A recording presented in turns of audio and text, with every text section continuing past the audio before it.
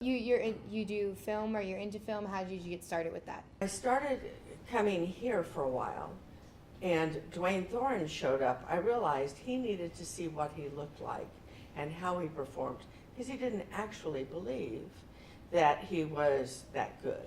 Really?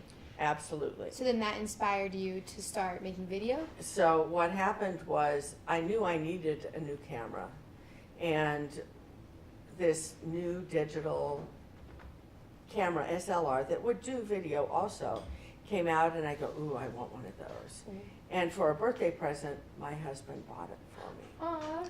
So we wound up with this digital camera that could do video, and I started the first time that Duane did a show here with, he had a group he called the Bohemian Soul Rustlers. Okay. Started out with 4 guys. Okay, there's Duane and 2 other guys. Nobody else had a car. Okay. Okay, one of them is young. He goes, well, 2 of them are young. The really young one, he is a super flake. He went to school with my daughter, so, and I knew his mom, and he'd say he was going to show up at 5 o'clock, and he'd show up in 2 weeks. Oh. So I mean, So a really incredible, super flake. incredible. And then this other guy Duane knew, who was actually related to Carmen Dragon, who was a conductor and composer, Okay. well known. Anyway, he got FE too. So, but I did get one video of the 3 of them before Cody flaked. And I had told my husband I'd be in the coffee gallery itself, and they'd be rehearsing in the conference room. And I could tell my husband, I go, my God, you can't believe how great they sound. When they have their first show, we have to go. Now, unfortunately, their first show, which did have 4 of them, I didn't have a video camera then. Okay. Second show, I did. Okay. Oh, So that's you what were got me so started. excited. I was so excited. Oh, so I do have their second video, their second show. And then from then on, you know, that way I could show Duane, this is how things are working out. Yeah. Good. He sort of knew he was pretty good, but his bar tended to be so high that he was never fully satisfied. Oh, really? And, yeah, and he tended to, it was a very interesting character. Yeah. Absolutely interesting character. And I considered it to be my job to show them, not by me telling him he's great, because people lie to you all the time. Yeah. Your friends will lie to you all the time. But I also made sure that if somebody told me how great he was, that I would tell him, because And show him with your. yes, and show. Now, admittedly, if there was any flaw in a performance, he would see that. And that's normal for performers. First, they are their own like biggest critic. Biggest critic, absolutely. Normally, I do believe it's the best people are the ones that pick themselves apart the most. Mm-hmm. The people who have no clue that they're awful, they go, here I am. Yeah, yeah. Oh, look, wasn't that great? Yeah, especially nowadays with musicians. That's like exactly how it is. Yes, Yeah. exactly. Mm-hmm. I paint realism. I paint in watercolor, and I'm moderately well known. I've been written up in national magazines and stuff. That's good. And a few people were afraid that Duane wanted to take over Bob's job here, and he's going, no, never. No, I don't think so. He's like, no, I don't want that. That's too much work. It's too much work. Yeah. He didn't want that much work. When we were talking to Bob, and Bob was explaining his relationship with Duane, he was saying that Duane was actually one of the only people who could really trust to, if Bob couldn't be there for a show, Duane would be able to run it, and like Bob would know that everything would be okay. So I find that interesting that people thought that Duane wanted to take over Bob's job, when really Bob and him had like this close, tight friendship that he could trust him like with his life, basically. Duane came to Bob in '71 after he had come west, because his parents were divorced and his mom lived in Temple City. Okay. So, and she found the ad in the newspaper where the ice house was looking for a bartender. And Oh, so his mom found the ad. yeah, and she waved it in front of him because he used to, there for a while, he was practicing guitar on the stoop in front of her apartment in Temple City, and the neighbors were complaining. So she wanted him to find something to do. She had to find something to do so the neighbors wouldn't keep complaining to her. Exactly. So they wound up, so he went and applied for the job. Now there's a cute story to this. Okay. So Duane goes in. He gets the job, he gets told he has the job.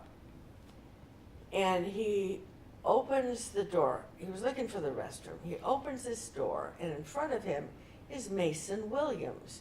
He recognized Mason Williams. Okay. He was a writer for the Smothers Brothers show. He wrote a hit song, which was an instrumental hit called Classical Gas. He played at the Ice House a lot. So Duane opens the door. Here's Mason Williams. And Duane goes in his head, oh my God, it's that Ice House. He did not realize where the place that he had just gotten a job was the quote unquote famous Ice House. He closes the door and goes, ooh. So he has the job. So he just the story that you're about to say. It's too bad Fly did not bring this drink in. He predates everybody here. He predates Bob. He predates Bob's partner in this sort of silent partner back here is the guy who got me in here to teach. His name's Ken Marshall. Okay. And he used to own the front. Well, Fly predates him because the coffee gallery itself was originally started by this gay couple who had started Beantown in Sierra Madre. Okay. So there's a place still called Beantown in Sierra Madre, and they opened 2 other Beantowns. This was a Beantown. Is the couple still around? No, they moved to Arizona, and I don't know, and then they left Arizona, and I don't know what they did since then. Okay. But all of these coffee establishments still are coffee establishments. Mm-hmm. They just have changed ownership over the years. Okay. So, but Fly is the oldest employee here. Oh, really? Yes, he was there when the gay couple, he would know them. He knows Ken. And actually before Ken was here, George, who used to own the building, was trying to keep the coffee place open until he could find a buyer. I once took a class from a watercolorist. It wasn't a watercolor class. And I put down a wash, and while I wasn't looking, this blossom happened in the wash. And so I asked the teacher, I go, how did that happen? I wasn't looking at it, and all of a sudden this happened. She says, I don't know, sometimes that happens. Maybe it's the paper. I've been wondering that myself. Well, now I know better. I just left a little too wet at the end. Yeah. I didn't suck up the end, and that's what happened. Oh. But she was a well-known watercolorist, and she did not. And she didn't even know. She didn't know. And so part of my mission has been to understand watercolor, not just to make paintings that take you out of yourself, which I think is important. And that's important in music too, and that's why I succumbed to the fact that when I started teaching here, and I've taught here for about 15 years. Okay. So before Duane showed up, but I hadn't really realized that I had fallen into a vat of musicians. And Duane showed me, there was something about when you paint a painting, you do the painting in an isolated place often. Now, sometimes I would paint for a while. For a year and a half, I had a gallery down on South Lake that they just gave me. And so I'd be painting in the gallery, and people would come by, and that's fine. So I wasn't totally isolated. Yeah. But most of us who paint by ourselves. And then we put out our paintings in a show or something like that.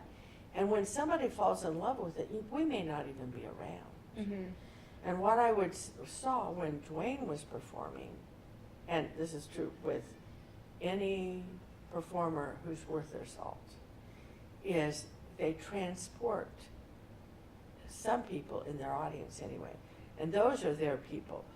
When you perform or show your art to people that are not you, your artwork or your singing or your playing or your whatever finds your people. And your people know they're your people because as soon as they see that, they go, oh. The beautiful thing about performing is they get to have the transformation in front of you and you get to see it. Yeah. When you are painting and you have it in a show, and it may be like last year I had this painting at it was in the Autry Museum. It was in this show, gold medal show, and which is I'm a member of the California Art Club, which is the oldest art club west of the Mississippi, and they have a yearly gold medal show, and all of us, we want to be in the gold medal show. Yeah. And last year was at the Autry, and I'd realize, I'd talk to people and they say, oh, you have a painting in that, what's the painting? And I'd tell them, now you have to realize this is a little painting. Mm-hmm. It's like 9 by 12, little.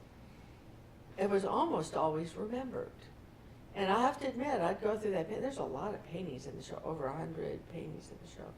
And I don't remember everything that's in there. So I'm going, that's good, you know, it's memorable. And, but in general, I realized once I started performing that part of the beauty is you get to transform a person and you get to partake of their transformation. Whereas if you're isolated in painting, you don't get that same experience. Exactly. I mean, I'll show up at the show sometimes, and sometimes I'll be there when somebody who is my people sees my painting, but usually not.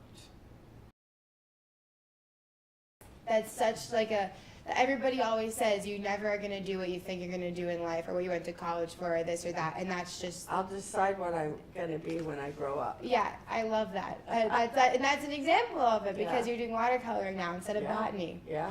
Yeah, so explain this a little bit more. Okay, so one of the issues when you paint by yourself, you're painting all by yourself. And so when you exhibit a painting, like this painting happened to be in the Autry Museum. In the Autry Museum? Yeah. Which is, that's very, very impressive. Yes, Yes. I was thrilled. How did you get your piece in the Autry Museum? How did that happen? I'm part of a club called the California Art Club. Okay. They're the largest, they're the oldest art club west of the Mississippi. They go back, they're over 100 years old themselves. Okay. And they used to exhibit at the Natural History Museum. But when I first joined them, they were at a low point, and they have built themselves up to where now they're in major museums. So last year, they were at the Autry Museum, and I got this painting in. So, but one of the things is, okay, I've got this painting up there, but I'm not there all the time. So when people see my painting and sometimes they go, I'm not there to do that. You're not there to witness that magical moment where they connect with the painting. Exactly. And I realized when I would watch Duane perform, this is what made me want to perform.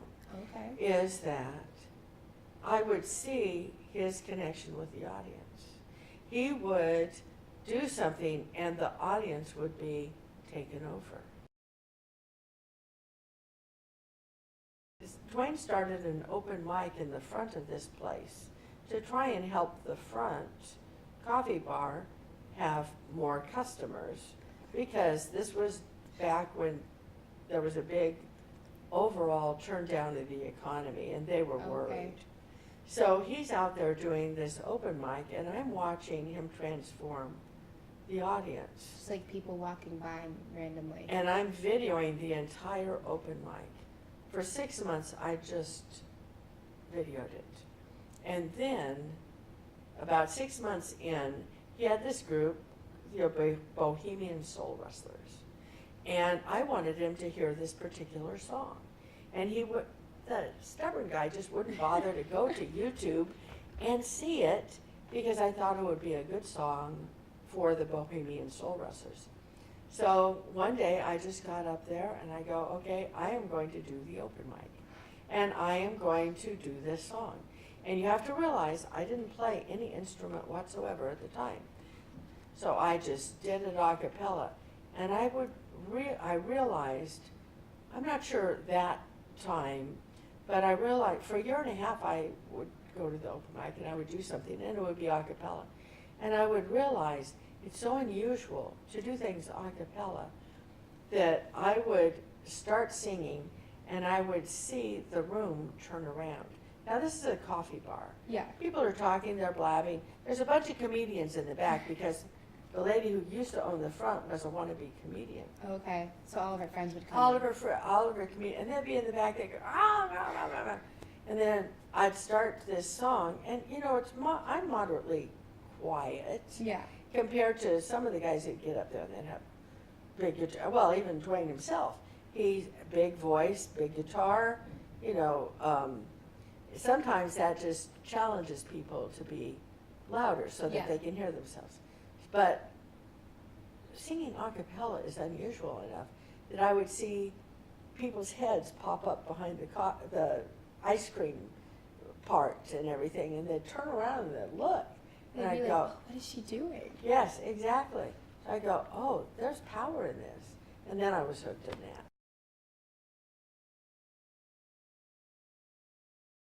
I'm tempted to do, there's a song, a cappella song that Duane wrote.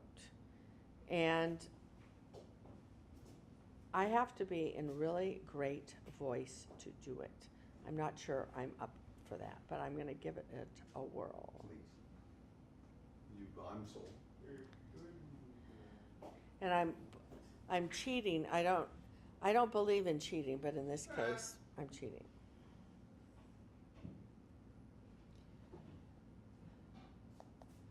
As you come into this life, there's a spirit that grows with you till you die.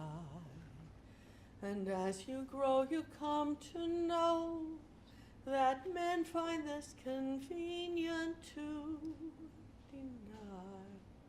And you find they have a face for you, a place for you that doesn't wear a smile.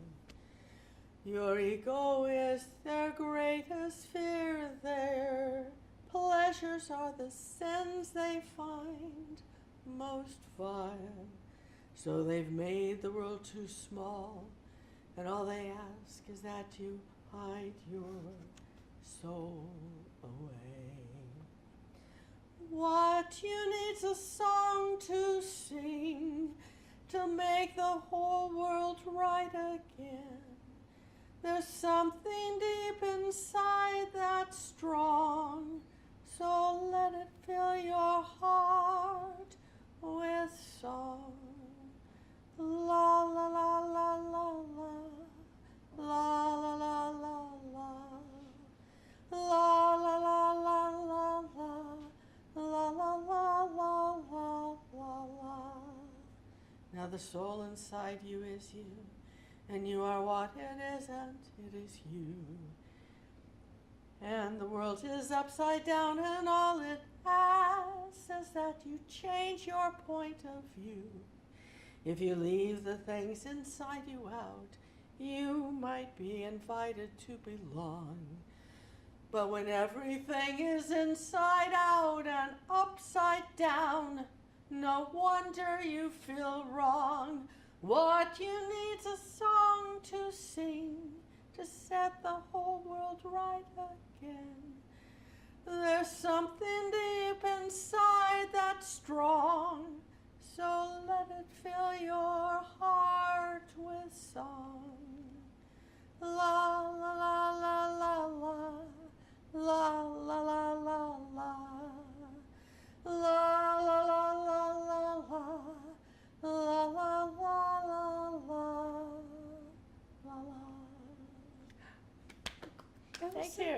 good. Thank Wait, what you. is that song called? It's called What You Need's a Song to Sing. And it was written by Duane when he was about 17. Wow. When all the world is a hopeless jumble. Raindrops tumble all around. Heaven opens a magic lane. Oh, when all the clouds darken up the skyway, there's a rainbow highway to be found, leaving from your window pane to a place beyond the sun, just a step beyond the rain. Somewhere over the rainbow, way up high, there's a land that I've heard of once in a lullaby. Somewhere over the rainbow, skies are blue, and the dreams that you dare to dream really do come true. Someday I'll wish upon a star, wake up where the clouds are far, far behind me where troubles melt like lemon drops, way above the chimney tops. That's where you'll find me, somewhere over the rainbow. Bluebirds fly so high, birds fly over the rainbow. Why, oh why can't I? If happy little bluebirds fly beyond the rainbow